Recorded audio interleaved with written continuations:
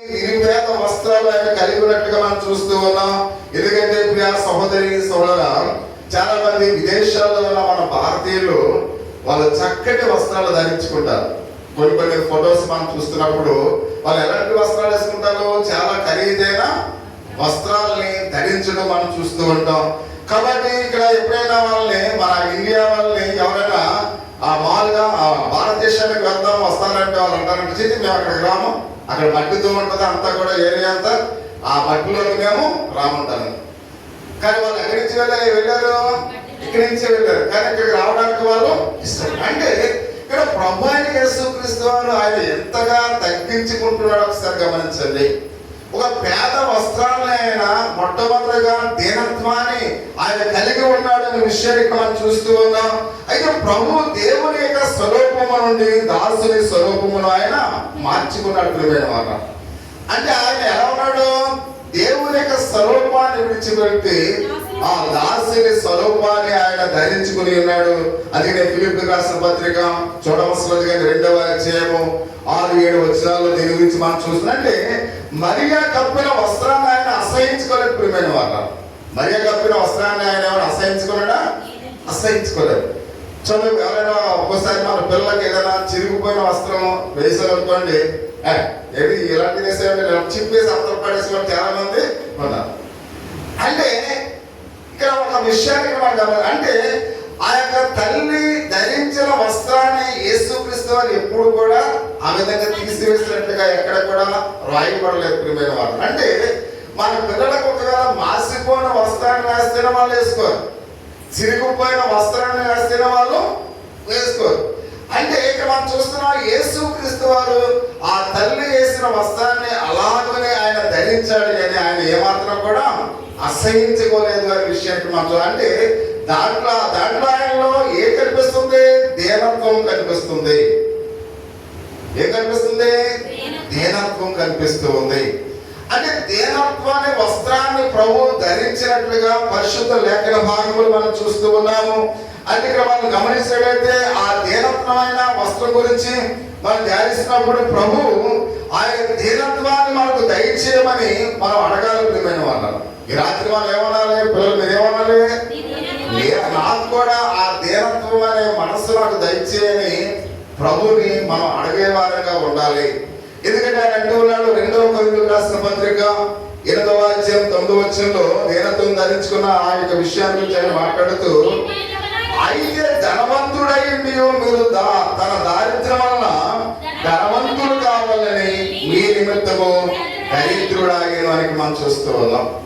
కాబట్టి మనము ధనవంతులు కావాలని ఆయన దరిద్రుడిగా మాట్లాడుతున్న వాళ్ళు ఎంత అద్భుతం ఒకసారి గమనించారు. మనం ధనవంతులుగా ఉండాలని ఆయన దరిద్రుడిగా మారినట్లుగా మనం చూస్తూ ఉన్నాం.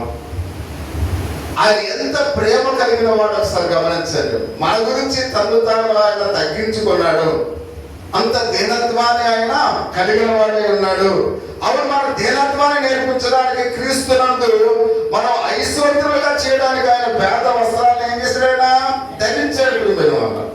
ఆయన చూడండి ఎంత అద్భుతం ఒకసారి గమనించాడంటే, మనం అందరం కూడా ధనవంతులుగా ఉండాలండి, మనందరం కూడా ఉన్నతమైన స్థితిలో ఉండాలండి. ప్రభు యేసుక్రీస్తు వారు పేద వస్త్రాలు ఆయన ధరించాడు. ఒక దీనత్వాన్ని ఆయన మనకు నేర్పిస్తూ ఉన్నాడు. కానీ మనము ఆ దీనత్వాన్ని కలిగి ఉన్నామా ఈ రాత్రి అని ప్రతి ఒక్కరికి కూడా ఆలోచించవలసిన వారి మట్టిగా మనం చూస్తూ ఉన్నాం. ప్రభు యేసుక్రీస్తు వారి యొక్క దీనత్వము, ఆయన క్షేత్రము ద్వారా మనకు ఎన్నో ఆశీర్వాదాలు కలిగి ఉన్నట్టుగా మనం చూస్తూ ఉన్నాం. ఆయన దీనత్వం మనకు గొప్ప ఆశీర్వాదాన్ని తీసుకువస్తున్నట్లుగా మనం చూస్తూ ఉన్నాం. ఎందుకంటే ఆయన దాసుడైండి మనకు విడుదల, ఆయన మనం ప్రాయశ్చిత్త బలి ద్వారా మనకు పాప క్షమాపణ ఇచ్చి ఉన్నాడు మనం చూస్తూ ఉన్నాం. ఆయన శాపగ్రస్తుడైనందున మనకు ఆశీర్వాదములు ఆయన ఇచ్చినాడు. ప్రియమైన వాళ్ళ, పాపము చేసినా మనకు ఆయన శాపాన్ని ఇవ్వలేదు. చూడండి ఎంత అద్భుతం ఒకసారి గమనించారు. కాబట్టి తను అక్కడ శాపగ్రహిగా ఆయన ఈ లోకానికి ఆయన శపింపబడిన వాడిగా ఉన్నాడు. నిజంగా వాస్తవానికి పాపం ఎవరు చేశారు? మనం చేస్తాం. శాపగ్రహిగా ఎవరు మారారు? యేసయ్య మారాడు. అంటే మనకు రావలసిన శిక్షను కూడా ఆయన ధరించాడు. ప్రియమైన వాళ్ళ, ఈ లోకంలో అలాంటి త్యాగాన్ని ఎవరు కూడా చేసి ఉండరు. మనం చేసిన తప్పుకి ఆయన అపరాధ రుసుము చెల్లించి ఇచ్చినట్లుగా మనం చూస్తూ ఉన్నాం. అంటే మనము శాపగ్రహీలుగా ఉండాలి, కానీ ఆయన శాపగ్రహిగా మారినట్లుగా పరిశుద్ధ దేవుని యొక్క లేఖన భాగంలో మనం చూస్తూ ఉన్నాం.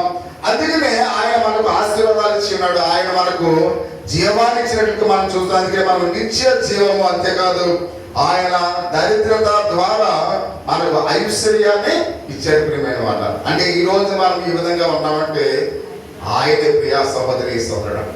నిజంగా వాస్తవానికి మనం దరిద్రులుగా ఉండాలి మన పాపాన్ని బట్టి, కానీ మన పాపాన్ని బట్టి ఆయన శాపగ్రహిగా మాత్రమే కాకుండా ఆయన దరిద్రుడిగా ఉండి మనను ధనవంతులుగా ఈ రోజు ఇలా ఉన్నామంటే ఆయన చేసిన గొప్ప త్యాగమైన ప్రతి ఒక్కరిని కూడా గమనించాలి.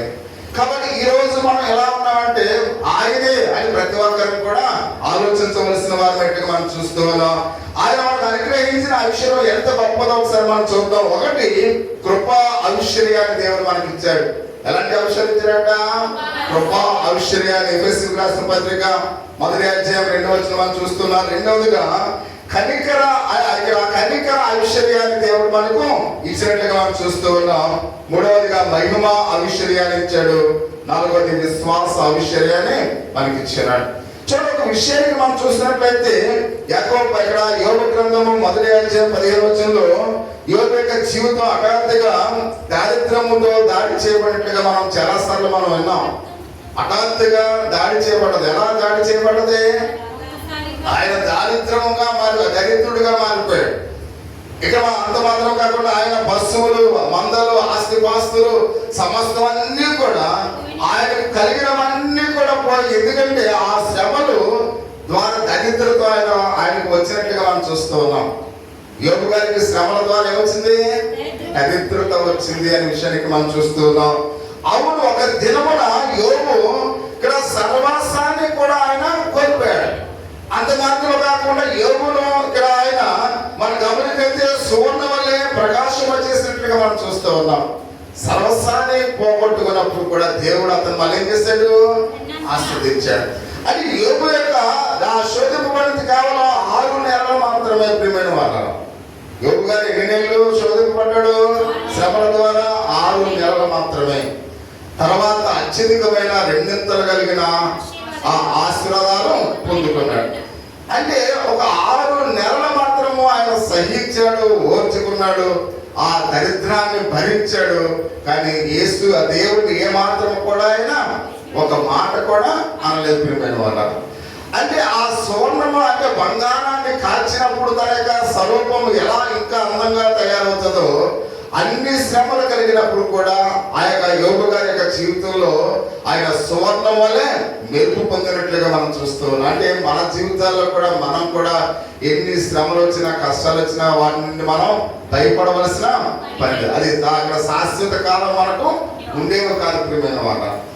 అంటే ప్రతి విషయంలో కూడా మనము దేవుని విశ్వాసంలో కొన్ని పరీక్షలు మనకు వచ్చినప్పుడు వాటిలో మనము ఉండాలి. జాగ్రత్తగా విశ్వాసాన్ని కాపాడుకుంటూ మనం ఉండాలి. అందుకని ఇక్కడ మనం గమనించినట్లయితే ఇక్కడ యోబు యొక్క మొదటి ఆశీర్వాదం కంటే ఆయన 2 ఆశీర్వాదాన్ని ఇచ్చినట్లుగా మనం చూస్తూ ఉన్నాం. ఆయన ఇచ్చిన 14,000 గొర్రెలను ఆయనకి ఇచ్చాడంట. 6,000 ఒంటెలను, 1000 జతల ఎడ్లను, 1000 ఆడగాడిదలను కలిగినని 42వ అధ్యాయము 12వ వచనం. అంటే విస్తారమైన గొప్ప ఆశీర్వాదములు దేవుడు యోబు గారికి ఇచ్చినట్టుగా మనం చూస్తూ ఉన్నాం. దావీదు జీవితం అంతా కూడా ఎన్నో శ్రమలు అనుభవించాడు ప్రియమైన వాళ్ళ. దావీదు కూడా ఎన్నో శ్రమలు అనుభవించినట్టుగా మనం చూస్తూ ఉన్నాం. సమూయేలు అభిషేకాన్ని ఇచ్చినప్పుడు కూడా సౌలు చంపేస్తాడేమో అని దావీదు ఎన్నో రాత్రులు పగలు నిద్రపోకుండా ఏం చేశాడంట? అనేకమైన శ్రమలు అనుభవించాడంట. అన్ని శ్రమలు అనుభవించినప్పుడు కూడా ప్రియ సహోదరి సోదరులు, ఒక దినాన్ని ఆ శ్రమలన్నీ కూడా అంతమైపోయినట్టుగా మనం చూస్తూ ఉన్నాం. దేవుడు ఉన్నతమైన రాజుగా 40 సంవత్సరాలు పరిపాలన చేసే రాజుగా దేవుడు ఆశీర్వదించాడు. అంటే కొన్ని దినాలు మనం శ్రమలు పడ్డా వాటిని మనం సహించుకుంటే దేవుడు ఏదో ఒక రోజు ఉన్నతమైన ఆశీర్వాదాన్ని దేవుడు మనకు ఇస్తాడు. అందుకని మనం కష్టాలు చేయడానికి నిరుత్సాహపడవలసిన పని లేదు. అయితే ఇబ్బందులు వస్తున్నాయి కదండి, మనం అవమానంగా మనం ఎంచుకోవాల్సిన పని లేదు. దేవుని యందు నిరీక్షణ కలిగి విశ్వాసం కలిగి ఉంటే ఏదో ఒక రోజు నీ శ్రమలు అప్పుడే వెంటనే అంతమైపోయి నూతనమైన ఆశీర్వాదాలు దేవుడు మనకు ఇస్తారు. అందుకనే మనం ఎవరు కూడా శ్రమలకు, కష్టాలకు, ఇరుకులకు, ఇబ్బందులకు మనం భయపడవలసిన పని లేదు అనే విషయానికి మనం చూస్తున్నాం. అందుకనే ఇక్కడ సహోదరి దేవుని యొక్క బిడ్డలకు అనేకమైన శ్రమలు వస్తూ ఉంటే, లేమి వస్తుంటది, దరిద్రత వస్తూ ఉంటది. కానీ దేవుడు తగిన సమయంలో మనం ఏం చేస్తాడు, ఆయన హెచ్చిస్తాడు ప్రియమైన వాళ్ళు. అందుకని 1 పేతురు 5వ అధ్యాయం 6వ వచనం అంటాడు, ఆయన అంటాడు, దేవుడు తగిన సమయంలో మిమ్మల్ని హెచ్చించును, ఆయన బలిష్టమైన చేతుల కింద దేన మనస్కులై యుండి. దేనత్వము ఎంతో దేవుని యొక్క దేవుళ్ళకు కారణం ప్రియమైన వాళ్ళ. అందుకనే గర్వము తన గర్వమే తన నాశనానికి నడుపుతుంది. అందుకనే మనం ఎప్పుడు కూడా గర్వించకూడదు, కానీ దీనత్వాన్ని కలిగి ఉంటే దేవుడు బహుగా మనం ఏం చేస్తాడు, ఆశీర్వదిస్తాడు. ఇక్కడ అందుకని ఆయన మాట్లాడుతున్నాడు, ఈ లోక విషయాల్లో దరిద్రులైన వారిని మనం చూసినట్లయితే వారి విశ్వాసంలో భాగ్యవంతులుగా ఉన్నారు ప్రియమైన వారు. ఒకవేళ ఈ రోజు మనం పేదరికంలో ఉన్నాం, విశ్వాసంలో భాగ్యవంతులుగా ఉండాలి. మీకు అర్థమవుతుందా? ఒకవేళ పేదవాడిగా ఉన్నావు, తినడానికి ఒక రోజు ఉండి లేకపోయినా పరిస్థితి నీకు ఉంది, సరైన వస్త్రాలకు డబ్బులు లేవు, పిల్లల ఫీజులు కట్టడానికి డబ్బులు లేవు, లేకపోతే అనేకమైన బాధలు ఉన్నాయి, కష్టాలు ఉన్నాయి, ఇవన్నీ కూడా ఒకవేళ నీకు ఉన్నప్పుడు కూడా విశ్వాసంలో ఐశ్వర్యవంతులుగా ఉన్న వాళ్ళు చాలా మంది ఈ లోకంలో ఉన్నారు ప్రియమైన వాళ్ళు. ధనధాన్యాల నుండి విశ్వాసంలో దరిద్రులుగా ఉన్న వాళ్ళు చాలా మంది ఈ లోకంలో ఉన్నారు. అంటే మన ప్రభు మనల్ని ఎందులో ధనవంతులుగా చూడాలనుకున్నాడు, ఆయన విశ్వాసంలో ధనవంతులుగా ఉండండి. ఈ లోక సంబంధమైన ఆస్తిపాస్తుల్లో ధనవంతులుగా ఉండి విశ్వాసంలో దరిద్రులుగా ఉన్నట్లయితే దానివల్ల ఉపయోగము లేదు అని ఆయన చాలా తేటతెల్లగా చెబుతున్నట్లుగా మనం చూస్తూ ఉన్నాం. తను ప్రేమించే వారికి తన వాగ్దానములు చేసిన రాజ్య వారసులుగా ఉండడానికి దేవుడు మనను ఏర్పరచుకోనలేదా అని మాట్లాడుతూ ఉన్నాడు. అంటే మనం అందరినీ కూడా తన రాజ్య నివాసులుగా ఉండడానికి ఆయన మనం ఏం చేస్తున్నాడ, ఏర్పరచుకున్నాడు అనే విషయాన్ని మనం చూస్తూ ఉన్నాం. అందుకే ఉపదేశము మాస్తోనే పట్టణంలో పరిశుద్ధుని పౌలు చెప్తున్నాడు, ఆ పట్టణ విశ్వాసులు కనుక వారు బహు శ్రమలను వాళ్ళు ఎంతో పరీక్షింపబడినట్లుగా మనం చూస్తూ ఉన్నాం. అధికముగా వాళ్ళు సంతోషించారంటే ప్రియమైన వాళ్ళు. అంటే పేదరికములో కూడా వాళ్ళు ఎలా ఉన్నారంటే సంతోషించేవారుగా ఉన్నారు. అంత మాత్రమే కాకుండా 2వ కొరింథీయులకు మనం రాసిన పత్రికలు మనం చూస్తున్నాం. అక్కడ వారు నిరుపేదలైన వారు దాతృత్వం కలిగి బహు విస్తరించేను అని మనం చూస్తూ ఉన్నాం. వారు నిరుపేదలుగా ఉన్నప్పుడు కూడా అనేక మందికి వాళ్ళు దాతృత్వాన్ని కలిగి ఉన్నారట. అంటే పేదరికములో సహాయం చేసే మనసును వాళ్ళు కలిగి ఉన్నారు ప్రియమైన వాళ్ళు. అంటే కొంతమంది ధనవంతులు తమకున్న ధనాన్ని బట్టి కూడా ఎదుటి వారికి ఆకలి తీర్చడానికి ముందుకి రాదు ప్రియమైన వాళ్ళు. కానీ మాస్తోనిలో ఉన్న విశ్వాసులు వారి దరిద్రతలో కూడా బహు సంతోషించినట్లుగా మనం చూస్తూ ఉన్నాం. ఒకవేళ పేదరికంలో ఉన్నవా, కష్టంలో ఉన్నవా, ఆకలి బాధలతో ఉన్నవా, సంతోషంగా ఉంది. ఎందుకంటే ఒకరోజు నీ దేవుడు నేను ధనవంతుడిగా చేస్తాడు. కాబట్టి అందుకే ప్రతి విషయంలో కూడా మనం అధైర్యపడకూడదు, ఎవరు కూడా అధైర్యంతో ఉండకూడదు అనే విషయాన్ని తేటతెల్లగా చెబుతూ ఉన్నాడు. ఎందుకంటే కీర్తన గ్రంథము 138వ కీర్తన 6వ వచనం అంటాడు, యెహోవా మహోన్నతుడై ఆయన దీనులను లక్ష్యపెట్టును, ఆయన దూరం నుండి గర్విష్ఠుడు బాగుగా ఎరుగును అని మనం చూస్తూ ఉన్నాం. ఎందుకంటే ఆయన దీనులను ఏం చేస్తున్నాడు, లక్ష్య పెడుతూ ఉన్నాడు. ఆయన దూరం నుండి గర్విష్ఠులను బాగుగా ఆయన ఎరుగునని మనం చూస్తూ ఉన్నాం. అంటే ప్రియా సహోదరి సహోదర, పేద వస్త్రము ఒకవేళ మన మీద పడినప్పుడు కూడా దాని యొక్క అలా అల్పముగా మనము భావించకూడదు ప్రియమైన వాళ్ళు. మనం ఒకవేళ వేసుకున్న వస్త్రం సరైనది కాకపోయినా దాన్ని అల్పంగా ఏమాత్రం కూడా భావించకూడదని మనం చూస్తున్నాం. దాన్ని మిమ్మల్ని ధన్యకరముగా అగ్రతులైతే ఆ విశ్వాసంలోనికి ఆయన నడిపించి ఆత్మ విషయమై దీనులైన వారు నయ్యరు పరలోక రాజ్యమే. ఒకవేళ ఆత్మ విషయంలో ఒకవేళ దీనత్వాన్ని కలిగి ఉన్నప్పుడు కూడా అలాంటి వారిదే పరలోక రాజ్యం అని ఆయన చాలా స్పష్టంగా చెప్తూ ఉన్నాడు. అందుకని పశువుల పాకలు పొత్తి గుట్టలతో చుట్టుపోయిన క్రీస్తుని ఒకసారి మనం జ్ఞాపకం చేసుకుందాం. అమ్మ మీకు అర్థమవుతుందా? ఒకవేళ మీకు సరైన వస్త్రాలు కొనకపోయినా కానీ మీరు ఏం పడకూడదు, బాధపడకూడదు. అంటే మనం ఎలాంటి వస్త్రం వేసుకున్నప్పుడు కూడా దేవుని మహిమ మనలో ఉండాలి, సంతోషంతో ఉండాలి, ఆనందంతో ఉండాలి. అందుకనే ప్రభు